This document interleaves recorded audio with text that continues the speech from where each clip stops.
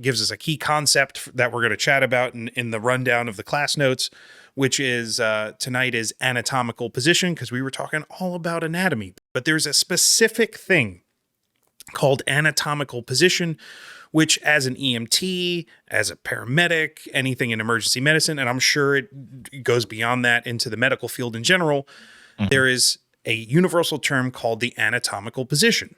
And it's hard to kind of just, it's easier to show, but I'll talk everyone through it. So imagine a person standing in front of you, kind of shoulder width apart. They're just standing still. Their arms are at their sides and their palms are turned out towards you with their thumbs pointing outwards.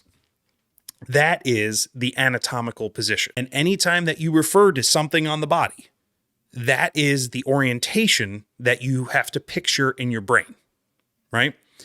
So if you're talking about the patient's, like the front of the patient, even if the patient is face down on the ground, and then from your perspective, the front of them is behind them, so technically that would be behind in that moment, you ignore all that stuff and you reference whatever you're talking about to the anatomical position.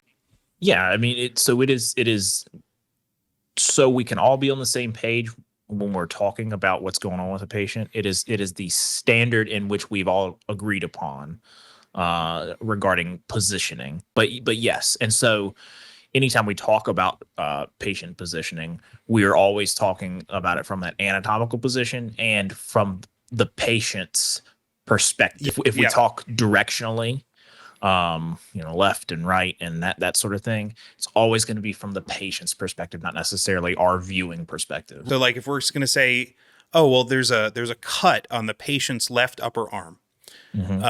That's going to be their left arm, not right. Like it's a fixed kind of, concept that like, if you're referring to a left upper arm, it's always their left upper arm.